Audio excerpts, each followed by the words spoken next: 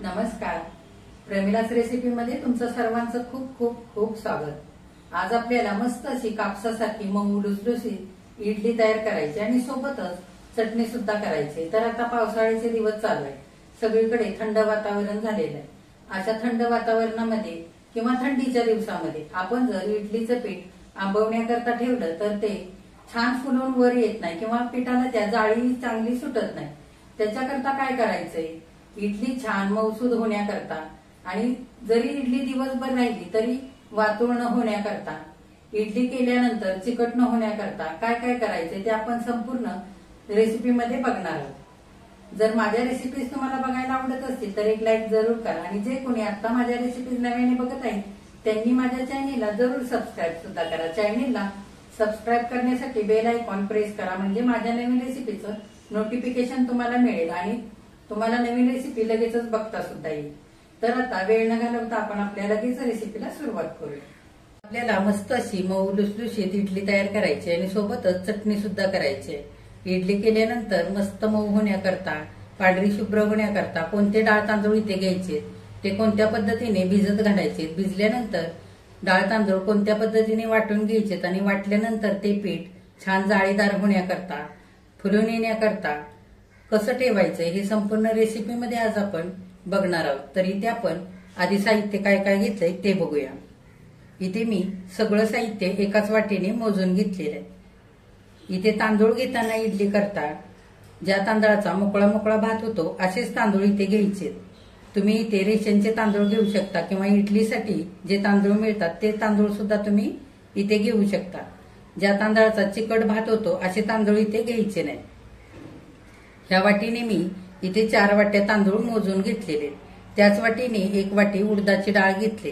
त्याच वाटीने इथे 1 वाटी भरून पोहे घेतले. ज्या पोह्यांचे आपण कांदे पोहे करतो तेच पोहे मी इथे घेतलेले.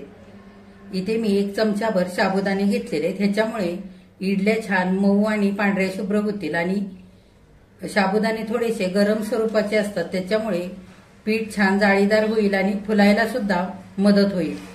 इथे मी पाव चमचा मेथीदाणे घेतलेले. मेथीदाण्यांमुळे सुद्धा पीठ छान आपलं जाळीदार होईल आणि फुलून येईल. आता तांदूळ धुवून घ्यायचेत आपल्याला. इथे तांदूळ धुवून घेताना तांदळामध्ये 1 चमचाभर आपण साबुदाणे घालूया आणि मेथीदाणे घालूया. पाणी घालून आपल्याला आता हे 2 ते 3 पाण्याने तांदूळ धुवून घ्यायचेत. आधी हे बघा, पाणी चांगलं नितळ येईपर्यंत 2 ते 3 वेळा तांदूळ चांगल्या हाताने चोळून मी इथे धुवून घेतलेत आणि भरपूर पाणी घातलेलं आहे, म्हणजे आपले तांदूळ छान असे भिजले जातील. आता आपण झाकण घालूया आणि बाजूला ठेवूया आणि डाळ धुवून घेऊया. आता आपण उडदाची डाळ धुवून घेऊया. 4 वाटी तांदळा करता 1 वाटी उडदाची डाळ अगदी बरोबर होते. आता पुरेसं पाणी घालून हलक्या हाताने ही डाळ आपल्याला धुवून घ्यायची. एकाच पाण्याने डाळ मी इथे हलक्या हाताने चांगले धुवून घेतले. आता आपण डाळीमध्ये भरपूर असं पाणी घालूया. हे डाळ भिजलेलंच पाणी आपल्याला नंतर डाळ तांदूळ वाटून घेण्याकरता वापरायचे. तर इथे भरपूर पाणी घालायचं डाळीमध्ये. आता आपण झाकून ठेवूया. डाळ आणि तांदूळ छान 5 ते 6 तास भिजू देऊया आणि नंतर वाटूया. आता पावसाळ्याच्या दिवसामध्ये पीठ आंबण्याकरता थोडासा जास्त वेळ लागतो. त्याच्याकरता काय करायचं, डाळ आणि तांदूळ भिजत घालताना लवकर सकाळी 8 किंवा 9 वाजता डाळ तांदूळ भिजत घालायचे, म्हणजे आपल्याला डाळ तांदूळ वाटून घेतल्यानंतर पीठ सुद्धा आंबवण्याकरता भरपूर असा वेळ भेटेल. ते बघा, आता 6 तास झालेले आहेत. आपण इडलीसाठी डाळ तांदूळ भिजत घातले होते. आपण झाकण उघडून बघूया. हे बघा, छान इथे तांदूळ भिजलेत. हे बघा, तांदळाचं सगळं पाणी मी इथे काढून घेतलेलं आहे.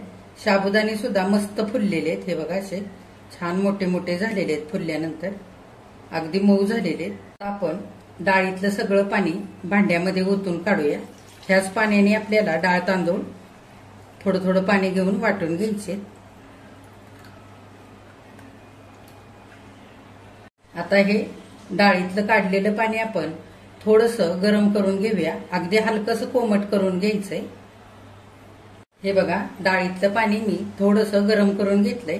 बोट घालून बघितलं तर अगदी बोटाला सोसवेल असं इथे हे पाणी गरम झालेलं आहे.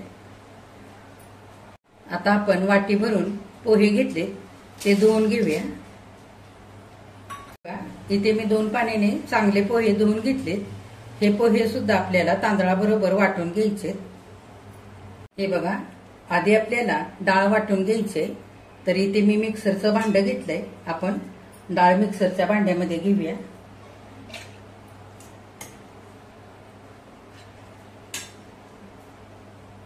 आणि हे कोमट करून घेतलेलं पाणी थोडंसं घालूया आणि डाळ आता चांगली बारीक वाटून घेऊया.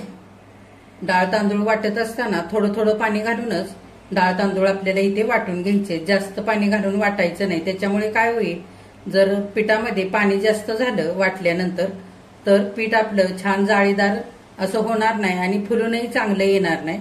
त्याच्यासाठी अगदी थोडं थोडं पाणी घेऊन डाळ तांदूळ आपल्याला चांगलं बारीक असं वाटून घ्यायचंय. हे बघा, डाळाशी मी थोडंसं पाणी घालून अगदी बारीक वाटून घेतले. हातावर जर घेऊन बघितली तर अगदी अशी मऊसूद अशी इथे डाळ झालेली आहे वाटल्यानंतर. ह्याच पद्धतीने ही डाळ वाटून घ्यायची म्हणजे काय होईल, इडल्या अशा मस्त मऊसूद होतील. आता हे वाटलेली डाळ आपण एका भांड्यामध्ये काढूया. थोडं थोडं पाणी घालून सगळी डाळ मी इथे वाटून घेतली. अशी घट्टसर अशी झाली बघा, फार पाणी इथे घातलेलं नाहीये. आता आपण त्याच भांड्यामध्ये तांदूळ वाटून घेऊया. थोडे थोडे तांदूळ घ्यायचे आणि थोडेसे पोहे सुद्धा घालूया धुवून घेतलेले. थोडंसं पाणी घालून बारीक रव्यासारखे हे तांदूळ आपण इथे वाटून घेऊया. तांदूळ आणि पोहे इथे मी बारीक असे वाटून घेतलेत. जे आपण डाळीतलं पाणी ठेवलं होतं तेच मी इथे तांदूळ वाटण्याकरता पाणी वापरले. हे बघा, ह्या पद्धतीने तांदूळ मी असे वाटून घेतलेत. 0 नंबरचा रवा असतो ना, त्या पद्धतीने असे इथे तांदूळ मी वाटलेले. फार जाडसर ठेवलेले नाहीत किंवा फार असे अगदी मऊसूद सुद्धा वाटलेले नाहीत. हे बघा, तांदूळ आणि पोहे इथे सगळे वाटून झालेले. आपण डाळ पहिली वाटून ठेवली होती त्याच्यामध्येच तांदूळ आणि पोहे वाटलेले मी सारं मिश्रण एकत्र करून घेतलंय. आता हे सगळं मिश्रण आपल्याला छान पळीने आधी एकजीव करून घ्यायचंय. पोहे घातल्यानंतर इडली छान मऊसूद अशी होते. हे बघा, सगळं मिश्रण मी असं पळीने एकजीव करून घेतलंय या पद्धतीने. हे बघा, आता आपण 1 चमचाभर मीठ घालूया. मिठाने हे पीठ आंबायला छान मदत होईल. त्याच्यासाठी आधीच आपल्याला इथे मीठ घालायचंय. 1 चमचाभर मीठ इथे मी घातलंय आणि चांगलं आपण एकदा मिसळून घेऊया. आता आपण मोठ्या भांड्यामध्ये हे सारं मिसळून घेतलेलं इडलीचं मिश्रण घालूया. इथे मी मोठ्या टोपामध्ये इडलीचं पीठ सगळं काढून घेतलेलं आहे. आता हे पीठ आपल्याला हाताने चांगलं फेटून घ्यायचंय म्हणजे काय होईल, हाताच्या गरमीने पीठ फुलायला मदत होईल. त्याच्यासाठी आपल्याला 5 मिनिटं हे सगळं मिश्रण चांगलं फेटून घ्यायचंय. बघा, हाताने हे सगळं मिश्रण मी छान 5 मिनिटं असं फेटून घेतलेलं आहे. हे बघा, इथे आपण 4 वाट्या तांदूळ घेतले होते. 4 वाट्या तांदूळ म्हणजे अर्धा किलो तांदूळ होते आणि त्याच्यासाठी 1 वाटी आपण डाळ घेतली होती. ती साधारण 125 ग्राम इतकी होती. तर अर्धा किलो तांदळासाठी आपण इथे 1 चमचा भरून साबुदाणे वापरलेले. जर तुम्ही 1 किलोचं इथे पीठ तयार करत असाल तर 2 चमचे साबुदाणे इथे जरूर वापरा. साबुदाण्याने सुद्धा पिठाला छान जाळी येण्याकरता आणि फुलण्याकरता मदत होते आणि इडली सुद्धा छान पांढरी शुभ्र अशी होते. आपल्याला इडलीचं पीठ छान फुलून येण्याकरता झाकून ठेवायचे. तर इथे मी परात घेतली आणि परातीमध्ये रिंग ठेवलेली आहे. आता त्याच्यावरती आपल्याला हा लोखंडी गरम तवा ठेवायचा आहे. मी इथे फास्ट गॅसवरती 5 मिनिटं हा तवा गरम करून घेतलाय. आता तव्यामध्ये आपण हा पिठाचा टोप ठेवूया आणि वरून झाकण घालूया आणि वरून आपल्याला सुती कापडाने चांगलं झाकून घ्यायचंय. म्हणजे काय होईल, तव्याच्या उष्णतेमुळे आपलं पीठ छान असं आंबलं जाईल आणि फुलून येईल मस्त. हे बघा, आता आपण 10 वाजता डाळ तांदूळ सकाळी भिजत घातले होते आणि आता 7 वाजता डाळ तांदूळ आपण इथे वाटून घेतलेले आहेत। आता ह्या पिठाच्या इडल्या आपल्याला उद्या 11 वाजता करायच्या आहेत, म्हणजे 14 ते 15 तास छान असे पीठ फुलून येण्याकरता आपल्याला मिळतील। तर पावसाळ्याच्या दिवसात थोडासा जास्त वेळ लागतो पीठ फुलून येण्याकरता, तर आपल्याला इथे वेळही जास्त मिळणार आहे, कारण आपण सकाळी लवकर डाळ तांदूळ भिजत घातले होते। आता आपण उद्या 11 वाजता बघूया। ह्या पद्धतीने जर तुम्हाला पीठ आंबवून घ्यायचं नसेल तर तुम्ही कुकर गरम करून कुकरमध्ये इडलीच्या पिठाचं भांडं ठेवून वरून झाकण लावून असं सुती कापडाने झाकून ठेवू शकता, किंवा मायक्रोवेव्ह 2 मिनिटं गरम करून मायक्रोवेव्ह मध्ये सुद्धा इडलीच्या पिठाचं भांडं ठेवून तुम्ही छान रात्रभर असं आंबवून घेऊ शकता। छान तसंही पीठ आंबलं जातं। आणि पीठ आंबवण्याकरता ठेवताना मोठ्या भांड्यामध्ये ठेवायचं, म्हणजे पीठ आंबल्यानंतर बाहेर सांडत नाही। काल रात्री 7 वाजता आपण डाळ तांदूळ वाटून इडलीचं पीठ गरम तव्यावरती ठेवून असं सुती कापडाने वरून झाकून ठेवलं होतं। आता दुसऱ्या दिवशीचे 12 वाजलेले, तर आता आपण बघूया पीठ आंबलंय का ते। तर साधारण 15 ते 16 तास झालेले। झाकण उघडून बघूया। हे बघा, पीठ छान आंबलेलं आहे, ते फुलून वर आले आणि आतून सुद्धा जाळी सुटलेली दिसते। असं पीठ ताटाला चिकटलेलं आहे। उन्हाळ्याच्या दिवसामध्ये असं पीठ आंबण्यासाठी ठेवलं ना तर टोपातून बाहेर सांडतं, इतकं हे पीठ छान फुलून येतं। पावसाळ्याच्या किंवा थंडीच्या दिवसामध्ये थोडं पीठ कमी आंबतं आणि वेळही खूप जास्त लागतो पीठ आंबण्याकरता। आता मी तुम्हाला दाखवते। हे बघा, छान जाळीदार असं पीठ झालेलं आहे आतून, बघू शकता। हे बघा, छान टोपाबरोबर तोंडाबरोबर झालेलं आहे फुलल्यानंतर। आता हे पीठ आपण चांगलं एकजीव करून घेऊया।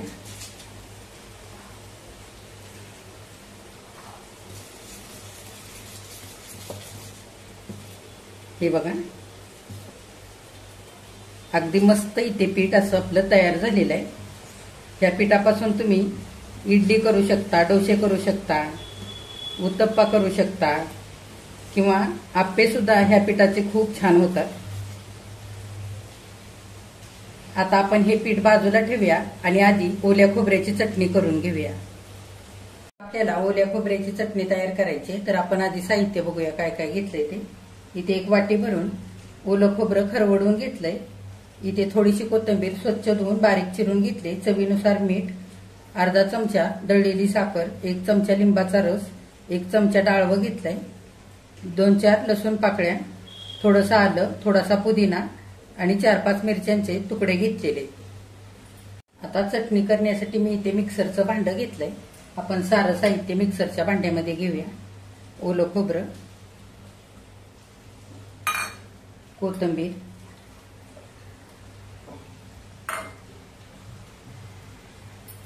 बाकीचं साहित्य सगळं मिक्सरच्या भांड्यामध्ये घेऊया। तुमच्या आवडीप्रमाणे तुम्ही इथे मिरच्या वापरा, तुम्हाला किती चटणी तिखट करायची त्याच्या अंदाजाने। दळलेली साखर घालूया। आंबटपणासाठी लिंबाचा रस घालूया। तुम्ही इथे आमचूर पावडर पण वापरू शकता, किंवा थोडंसं 1 चमचाभर दही सुद्धा वापरू शकता। आता चवीनुसार मीठ घालूया आणि थोडंसं पाणी घालून ही चटणी छान अशी बारीक वाटून घेऊया। बघा, इथे मी थोडंसं पाणी घालून छान अशी बारीक चटणी वाटून घेतली। ही आता चटणी आपली मस्त अशी आंबट गोड तिखट चवीची इथे झालेली। आता ह्या चटणीसाठी आपण फोडणी तयार करूया। बघा, पळीवर तेलामध्ये जिरं, मोहरी, हिंग, कढीपत्ता आणि मिरचीची फोडणी मी इथे तयार करून घेतली। आपण चटणीवरती घालूया आणि चटणी मिनिटभर झाकून ठेवूया। मिनिटभर झालेलं आहे, आपण झाकण उघडून बघूया। हे बघा, फोडणी छान बसलेली आहे चटणीला। छान असं हलवून घेऊया, एकजीव करून घेऊया। आपली चटणी इथे तयार झालेली आहे। झाकून ठेवूया आणि इडली करायला घेऊया। हे बघा, आता इथे इडली करण्यासाठी जेवढं पीठ लागणार आहे तेवढं मी इथे वाटीमध्ये काढून घेतलंय आणि थोडंसं पाणी घालून असं सैलसर करून घेतलेलं आहे। ह्या पद्धतीने असं करून घ्यायचं। फार दाटसर घट्ट ठेवायचं नाही। घट्ट पिठाची जर इडली केली तर इडली दांडरल्यासारखी होते, आणि खूप पातळ पिठाची इडली केली तर छान अशी फुलत नाही, चपटी होते। त्याच्यासाठी ह्या पद्धतीने असंच हे पीठ व्हायला पाहिजे। हे बघा,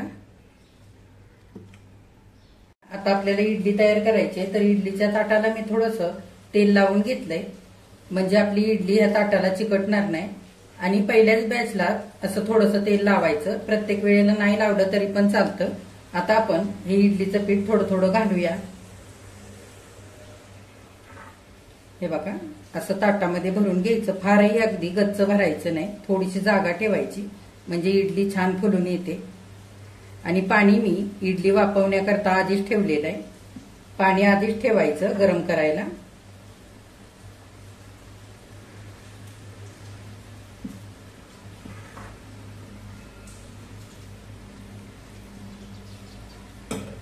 इडलीच्या भांड्यामध्ये आधीच पाणी मी गरम करायला ठेवलंय, पाण्याला आता चांगली उकळी आलेली। पाण्यामध्ये अर्ध्या लिंबाची मी फोड पण घातलेले, त्याच्यामुळे भांडं आतून काळं होणार नाही। आता आपण इडली भरून घेतलेली ताटं आतमध्ये ठेवूया।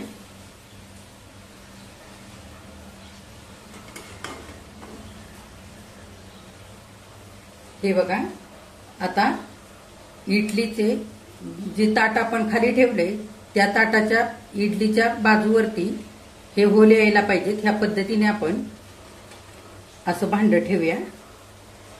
इडलीच्या वरती बरोबर इडली नाही आली पाहिजे, अशा पद्धतीने आपल्याला हे ताट ठेवून घ्यायचे। हे बघा, अशा पद्धतीने, म्हणजे एकसारखी सगळीकडे वाफ लागते प्रत्येक इडलीला।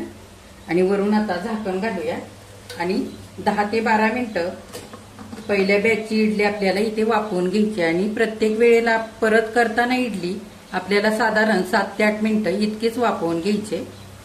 आता आपण 10 ते 12 मिनिटं वाट बघूया। हे बघा, आता 10 ते 12 मिनिटं झालेली आहेत। इडली आपण वाफवण्याकरता ठेवली होती, झाकण उघडून बघूया।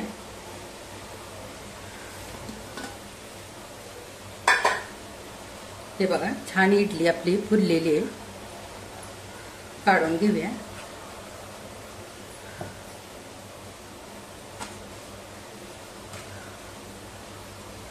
हे बघा, इडलीची ताटं मी इथे बाहेर काढून घेतलेली आहेत। आपण 2-4 मिनिटं छान वाफ जाऊ देऊया, थंड होऊ देऊया आणि नंतर इडली काढून घेऊया।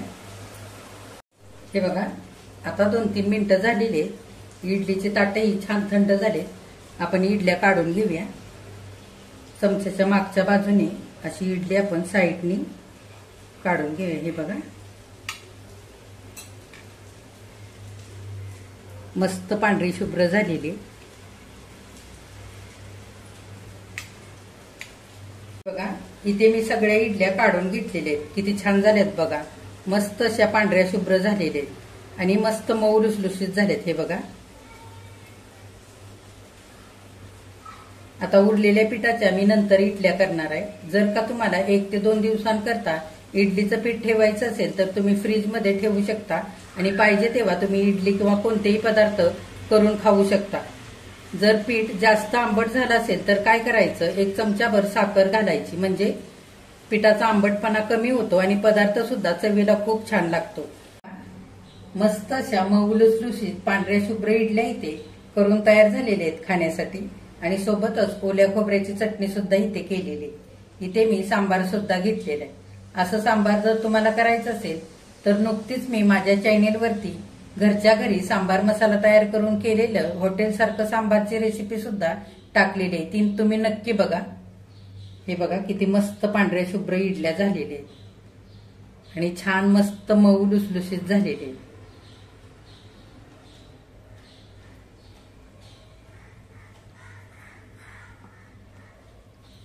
तर तुम्ही सुद्धा नक्की ही संपूर्ण बघा आणि अशा इडल्या करून सुद्धा बघा।